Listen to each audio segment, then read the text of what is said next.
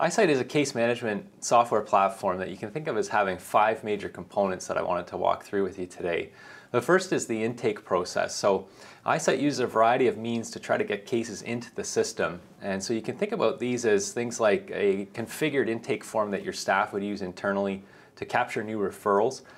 You could also have an intake form exposed externally to the public on your website so that you can capture referrals from the public. You can also just send in emails and have those automatically generate case files. You can do other things like integrating with existing systems. So a lot of our customers have various kinds of monitoring tools that sort of spit out or create alerts that they can funnel into iSight and have those automatically create cases ready for review. So the idea is we really want to funnel all the referrals, regardless of the source, into the system so that we can treat them in a consistent way.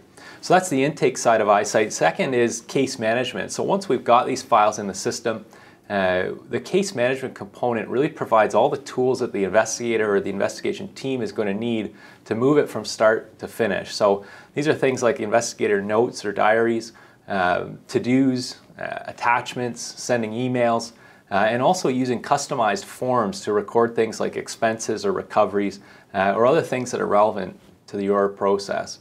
So that's the case management component, and the goal there really is to create a composite record that has all the information associated with that investigation in one place. The third major element of iSight is reporting. So we use an enterprise analytics tool that's connected to the investigation database, and this tool really has 3 major pieces. The first is dashboards. So any user of iSight has their own customized dashboard that they can populate with reports that are of interest to them. The second piece is the report writer, so they can also go into the tool and create their own reports. Every single field in iSight is available for reporting and can be dragged in and used to create new reports. And the third major part of reporting is distribution. So we can take any report, export it into a variety of formats, things like Excel, PDF, but we can also use automated distribution lists. So you could set up a list of people that are going to receive a particular report on a scheduled basis, and each week, month, however you set it up, they'd receive that report in their inbox. So those are the 3 big parts of iSight in terms of intake, case management, reporting.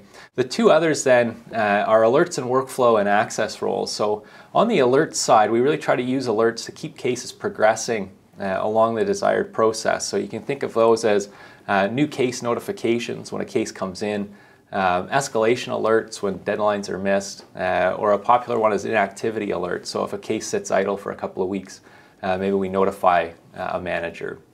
So that's really the alerts and workflow part.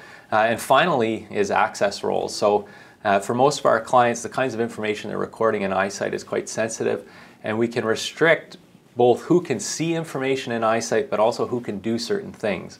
So we can create the access roles in a very granular way to restrict access to files based on position, geography, case type, allegations, who's involved in that investigation, and really get very granular to make sure that the right people have access to the right files.